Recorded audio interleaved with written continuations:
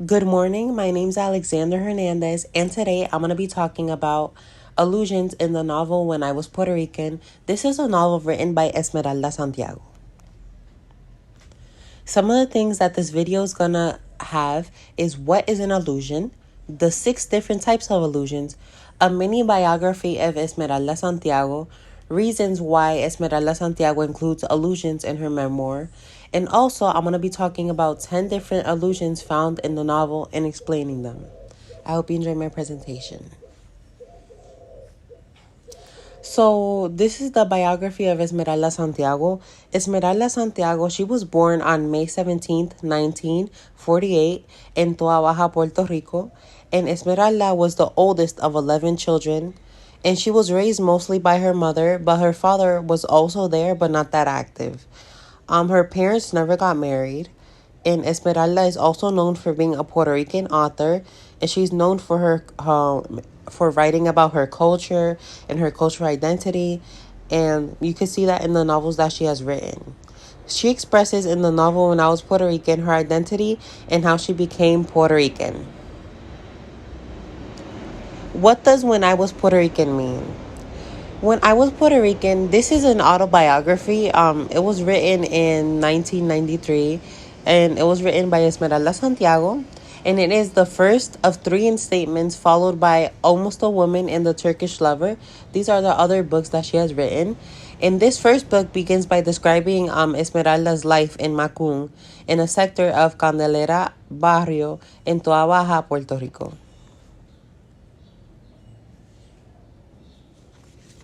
Now let's get started. What's an allusion? Well, an allusion is a literary device that makes a reference to people, places, events, or literary works, directly or by implying them. For example, he's a real Romeo with the ladies. This alludes to Romeo and Juliet. And also, I'll turn into a pumpkin if I'm not home on time. Now let's get started. What is the purpose of an illusion? Well, the purpose of an illusion is usually to enable the reader's view and understanding of the characters and more the plot and the story. And it also helps a reader connect with the plot and everything in the story. Now I'm going to be talking about the 6 different types of illusions. Number 1, conflating or multiple illusion. A conflating or multiple illusion is one that makes reference to multiple similar texts. By doing this, the illusion refers a collection of pre-existing texts to fuse, subsume, and renovate. For example, Ada Lemon's poem, a name from her collection. The Carrying, this is from 2018, absorbs the traditional accepted narratives for the biblical story of Adam and Eve, but alters and renovates them by focusing on Eve's perspective as she seeks identity within nature. When Eve walked among the animals and named them night owl, red shoulder hawk, fighter crab, file deer, I wonder if she ever wanted them to speak back, looked into their wide, wonderful eyes. This is an example of multiple illusion. As we can see, it's very different, and it has more lines than you'll see in the next slides of other illusions. Now let's talk about literary illusion. A literary illusion is a text of illusion that makes reference to another text. The text is usually classical, and as we can see right there, there's an example.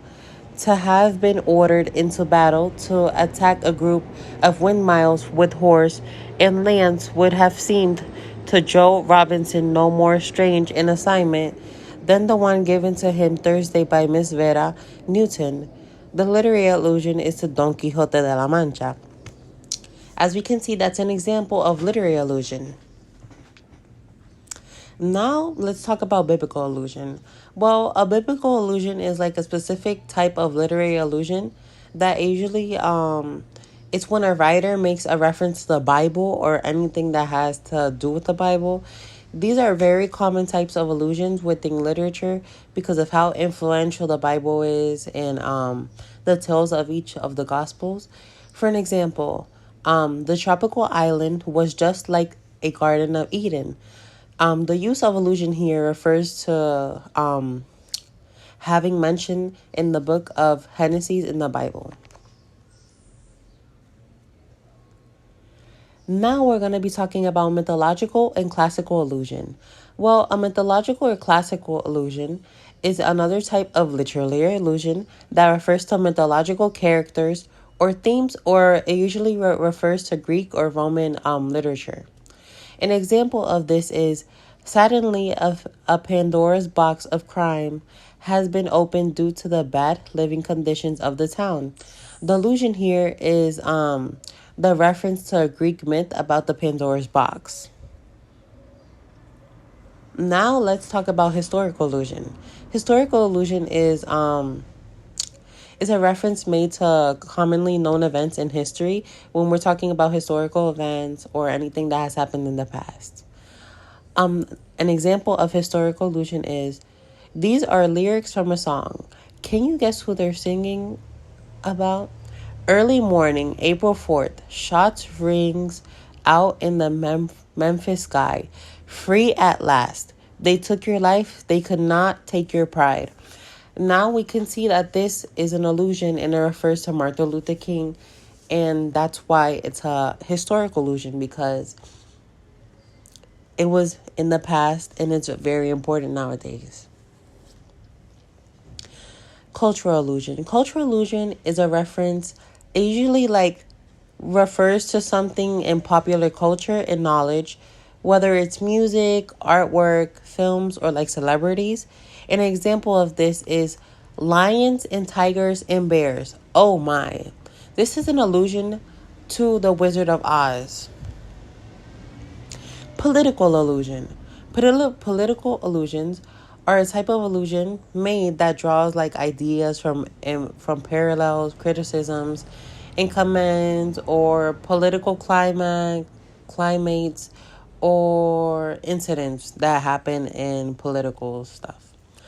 An example of this, the usage of electric cattle prods slung on thongs from their leather belts brings to her reader's memory the usage of cattle prods by the police as so-called peacekeeping method. In particular, it alludes to the use of these weapons during the 1960s American civil rights riots and condemns the practice through the sympathy invoked in the reader for the characters that are now faced with them. Similarly, Atwood alludes to another political force by naming one of them angels, which invokes memories of the paramilitary force that were deployed in New York in 1979, called the Guardian Angels.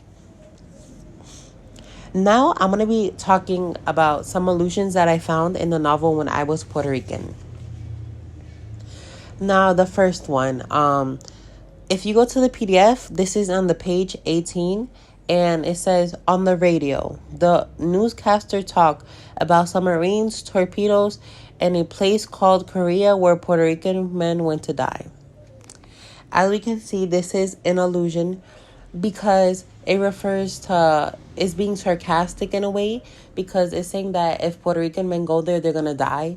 And in reality, there were some survivors. And now I'm going to be giving you a little more info about the Korean War. Well, the Korean War, it was fought between North Korea and South Korea from 1950 to 1953. The war began on the 25th of June of 1950 when North Korea invaded South Korea following clashes along the border and rebellions in South Korea.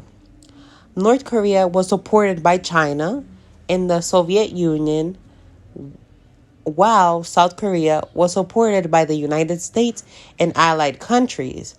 The fighting ended with an armistice on the 27th of July of 1953.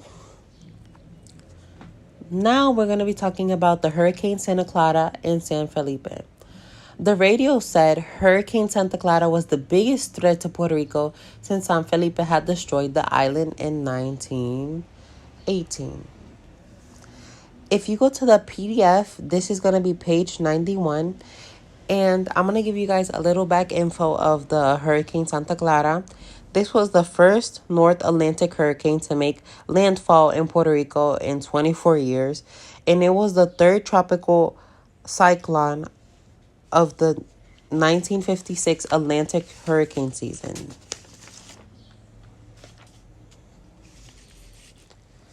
Now I'm going to be talking about the President Ellis Horde.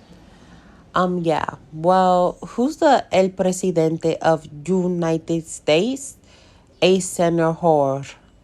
Basically, this is an illusion because they didn't know who he was. And it was kind of funny in some sense. And now I'm gonna talk to you a little bit more about the president. He was an American military officer and statesman who served as the 34th president of the United States from 1953 to 1961. During World War II, he served as supreme commander of the Allied Expeditionary Force in Europe. Marilyn Monroe. That summer, Marilyn Monroe killed herself. Marilyn Monroe was an American actress, model, and singer. She's famous for playing for the iconic blonde bombshell characters. She became one of the most popular sex symbols of the 1950s and early 1960s, as well as the emblem of the era's sexual revolution. Tom and Jerry. We had watched the television before, but this was the first time we were captivated by the figures on the screen. Tom and Jerry, El Pato Donald, and El Ratoncito Mickey Mouse delighted us with their adventures. Superman burst through walls, lifted cars, and caught people falling out of buildings before they hit the ground. Tarzan let out mighty yelps and swing from limb to limb on vines that looked suspiciously linky ropes decorated wee sweet potato vines. Tom and Jerry, it's an American animated media franchise and series of comedy. It's like a short films created in 1940 by William and Joseph. These people are best known for its 161 theatrical short films by Metro Goldwyn Mayer. The series centers on the rivalry between the titular characters of a cat named Tom and a mouse named Jerry. Spanish-American War. Well, in 1898, los Estados Unidos invaded Puerto Rico and we became their colony. A lot of Puerto Ricans don't think that's right. They call Americanos imperialists, which means they want to change our culture to be like theirs. The Spanish-American War, it was a period of armed conflict between Spain and the United States, and hostilities began in the aftermath of the internal explosion of USS Maine in harbor in Cuba, leading to the United States intervention in the Cuban War of Independence. Luis Muñoz Marin. Oh, you could have asked something really hard. Everyone knows it's Don Luis Muñoz Marin. Well, this is an illusion because they're being sarcastic, like, oh, you really don't know who that person is? Are you kidding me? And they exaggerate. And also, Luis Muñoz Marin, he was a Puerto Rican journalist. He was a politician, statesman, and he was the first elected governor of Puerto Rico. Now let's talk about the Free Associated State. We were all to go to the Centro Comunal before school to get breakfast provided by the Estado Libre Asociado, or Free Associated State, which was the official name for Puerto Rico in the Estados Unidos, or English, the United States of Africa. As we can see, the Free Associated the Free Associated State, that was an independent nation that has been signed a comprehensive agreement with the United States called by a compact of free associate that governs diplomatic, economic, and military relations with the United States. The Daybreakers Club. Early each morning, the radio brought us a program called the Daybreakers Club, which played the traditional music and poetry of the Puerto Rican country that were the Jiwaro.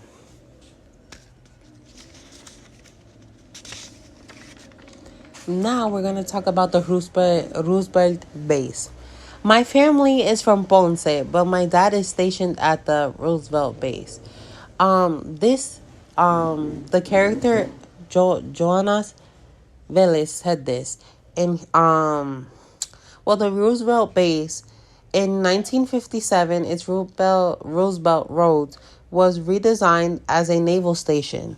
In March 2004, the U.S. Department of the Navy formally ceased military operations and closed the now former naval station Roosevelt Roads. As we can see, this is an image of how the Roosevelt base looked. Now I'm going to be telling you guys the reasons why Esmeralda Santiago has allusions in her memoir. Well, she usually has allusions, so it invokes a sense of familiarity by giving her characters, places, and moments recognizable context. And Esmeralda did this to foreshadow the events of her novel and her character as well. It helped Esmeralda, and it added a very deeper meaning that incited her character in the places so that the readers had a better view or parallels. And also, Esmeralda wanted to stimulate connections for the readers, making the text more engaging so they could understand more about her culture and how her culture wasn't easy and her cultural identity was very complicated. But she wants to have the readers to have a better understanding by adding allusions. And this is why she has allusions in her memoir and in the whole novel.